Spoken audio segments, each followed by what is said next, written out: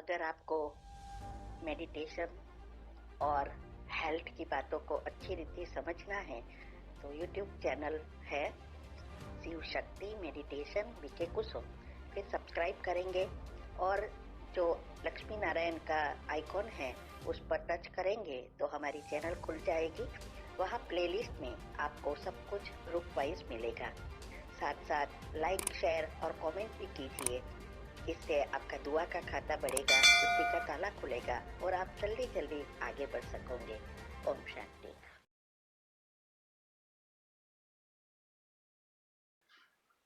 ओम शांति। आपका प्रश्न है, आज की मुरली में आया विश्व की अनजान आत्माओं के लिए भी रहम चाहिए और साथ साथ ब्राह्मण परिवार के पुरुषार्थ की तीव्र गति के लिए व स्व उन्नति के लिए रहम दिल की आवश्यकता है।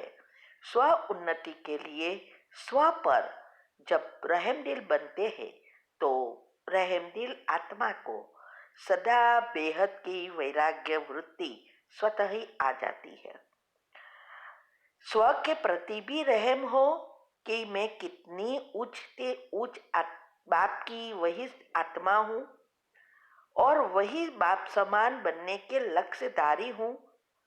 उस प्रमाण ओरिजिनल स्वभाव श्रेष्ठ स्वभाव व संस्कार में अगर कोई कमी है तो अपने ऊपर दिल का रहम कमियों से वैराग्य दिला देगा।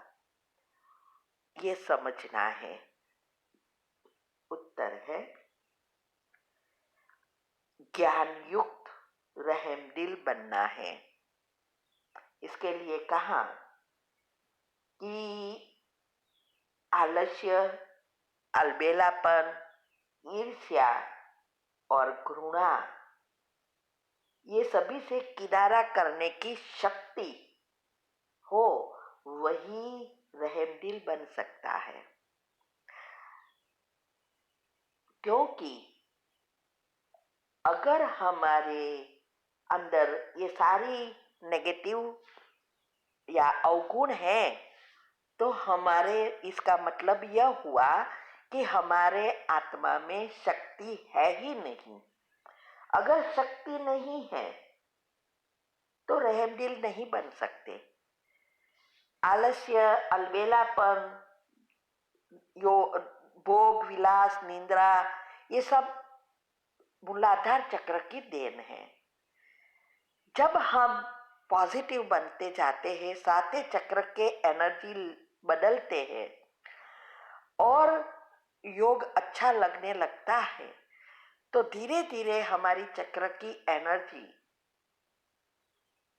अच्छी रीति घूमना शुरू करती है।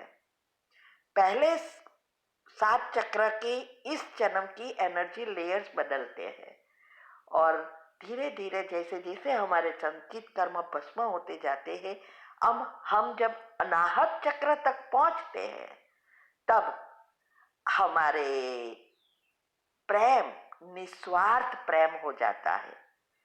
उसके लिए कोई भी मेरा नहीं, सारा विश्व हमारा हो जाता है और वही वसुदेव कुटुंब के लायक बनता है। तब रहम दिल बनना नहीं पड़ता, नेचुरली रहम दिल बन जाते हैं। क्योंकि ये अनाहत चक्र ही बैलेंस चक्र है। उसके ऊपर के 3 चक्र जो है वो एनर्जी डायमंड से जुड़े हैं, मीन्स के डायमेंशन जो है ऊपर के इससे जुड़े हैं और नीचे के 3 चक्र प्रकृति से जुड़े हैं और बीच में ये अनाहत चक्र है। ये जब बैलेंस रहता है और 100% हो जाता है तो हम स्वर्ग में पहले जन्म में आने के लायक बन जाते हैं। इसीलिए योग की पहली अवस्था और दिनचर्या मनचर्या सेट करना, इसके मैंने टॉपिक ऑलरेडी रखा है, तीव्र पुरुषार्थ ग्रुप में आता है और उसकी ऑडियो भी आती है तीव्र पुरुषार्थ ग्रुप में और दिनचर्या मनचर्या ग्रुप में भी संडे को एक्स्ट्रा में आता है। उसकी के 4 अवस्था क्या है और पहली अवस्था फाउंडेशन मजबूत करने की विधि क्या है। तो ये बहुत महत्व की चीज है। फिर हमारा योग अच्छा लगेगा जब हमारे चक्र के लेयर्स बदलेंगे और रहम दिल तब हम बनकर दूसरों की सेवा कर सकेंगे, तटस्थ रह सकेंगे और उसके अंदर ड्रामा का ज्ञान और कर्म की गुह्य गति सूक्ष्म से सूक्ष्म पर वो ध्यान देगा। इसके लिए लवफुल भी बनना है और लॉफुल भी बनना है। दोनों का बैलेंस रखने वाले मना नियम मर्यादा में रहकर रहम करना है। ऐसा नहीं कि किसी को खुश करने के लिए, किसी को उसकी बुरा ना लगे इसके लिए हमारी मर्यादाएं तोड़ के हम उसको खुश करें, ये रहम नहीं है। ये तो और ही हम सूक्ष्म पाप बनाते हैं। चीज एक ही है, रहम ही है, लेकिन उसकी कैटेगरी अलग है। जो चीज में हम मर्यादा रखकर रहमदिल होकर मदद करते हैं तो पुण्य बनता है। और उसके लिए मैंने कहा ना, मैं और मेरा नहीं रहेगा, सिर्फ मैं और बाबा और सब कुछ बाबा का, माना भगवान का, ये अवस्था हो जाती है। अचल अडोल कहेंगे। और जब हम ऐसे रहमदिल बनते हैं तो उनकी वैराग्य वृत्ति स्वतः ही बन जाती है। अगर इसमें कमी कमजोरी है तो कहाँ ना कहाँ हमारे 5 विकार जुड़े रहते हैं। इसीलिए मन बुद्धि एक बाप से जुड़ी रहती है। एक बाप दूसरा न कोई भी चीज वस्तु व्यक्ति हमें प्रभावित नहीं कर सकता। और उसके लिए धीरे धीरे हमें हर चीज में ये प्रैक्टिकल करने का पुरुषार्थ करना पड़ता है। यही है तीव्र से तीव्र पुरुषार्थ। अगर साधारण रहमदिल होते हैं तो किसी भी आत्मा में, चाहे लगाव के रूप में, चाहे किसी कमजोरी के रूप में, चाहे कोई विशेषता से भी प्रभावित हो जाते हैं। इसीलिए ये ड्रामा और कर्म की गुह्य गति को अच्छी रीति समझकर एक एक कर्म पर ध्यान देना है। ऐसा कोई कर्म नहीं करना है जिसे हमें अंत में पछताना पड़े, अंतमति सो गति नहीं कर सके। इसीलिए कहा आज कि पॉइंट स्वरूप बनना है। अर्थात कोई भी सिचुएशन हो, कुछ भी व्यर्थ देखा सुना, और लेकिन फुल स्टॉप लगाकर शुभ भावना रखना, यह है अवस्था। कितना भी बुरा हो, कितना भी गाली देता हो, लेकिन हमारी उसका नेगेटिव चिंतन एक भी ना चले और हम और ही उसको दुआएं दे। इसीलिए कहा है, हमेशा कई बार आता है कि 10 दुआएं दो जो बुरा करता है उसको। तो दुआ देने से क्या होता है? ऑटोमेटिक पॉजिटिव वाइब्रेशंस क्रिएट होता है, लेकिन वो करने के लिए हमारी अवस्था चाहिए ना। इसीलिए देखते हुए नहीं देखना, सुनते हुए नहीं सुनना। ये हमने सब तीव्र पुरुषार्थ ग्रुप में 16-17 ऑडियो आती है, एक के एक धारणा कैसे करनी है।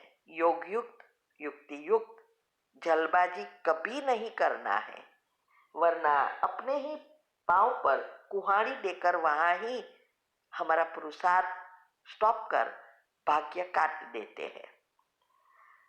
तो ये परिवर्तन करते हैं, वही औरों के ऊपर रहम कर सकेंगे। सच्चे भक्त जो होते हैं वो पाप कर्म से डरते हैं, भगवान से कभी नहीं डरते। आज दुनिया में सब भगवान से डर रहे हैं, भला बाप से कैसे डरते? बाप तो हमारा पालनहार है, हमारी शुभ भावना बना, हमारे अच्छा जीवन बने, अच्छा भाग्य बने, वो अच्छा शुभ चिंतक है, उससे क्यों डरे? लेकिन दुनिया में क्या कहते हैं, कहाँ भगवान को बुरा ना लग जाए, भगवान हमें पनिश ना करे। भगवान से क्यों डर रहा है? भगवान कुछ नहीं करता। भगवान ने तो एक हमारे कर्म का ये नियम लॉ रख दिया है, और ये लॉ जो है उस अनुसार दुनिया चलती है। तो हमें कर्म से डरना है, भगवान से नहीं डरना है। और सच्चे भक्त तो हम ही है ना, क्योंकि द्वापर से हमने ही ये भक्ति शुरू की और हम ही भक्त थे, इसीलिए भक्ति का फल अभी मिल रहा है। तो हमें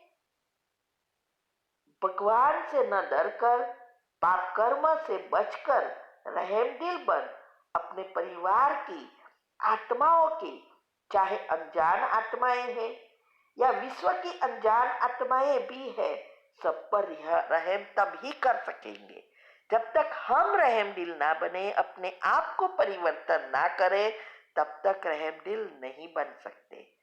नेगेटिव ही चलता रहेगा और ही पाप कर्म खींचते रहेंगे। ऐसे रहमदिल आत्मा को सदा बेहद का वैराग्य वृत्ति स्वतः ही आती है, क्योंकि रहमदिल तब बनेंगे जब निस्वार्थ प्रेम इमर्ज होता है। जैसे मैंने ऊपर बताया कि बैलेंस चक्र है। तो आज सारी मुरली, वैसे तो कहो तो मुरली कितने घंटे चला सकते हैं, बहुत कुछ गुह्य राज होते हैं, साकार मुरली में भी होते हैं, लेकिन अव्यक्त मुरली तो जैसे हमारे पुरुषार्थ में फोर्स बढ़ती है, रिवीजन जैसी है, प्रैक्टिकल करने की बात होती है। इसीलिए हमें रहमदिल बनने के लिए स्व परिवर्तन, स्व उन्नति का प्लान बनाकर प्रैक्टिकल करना होता है। ओम शांति।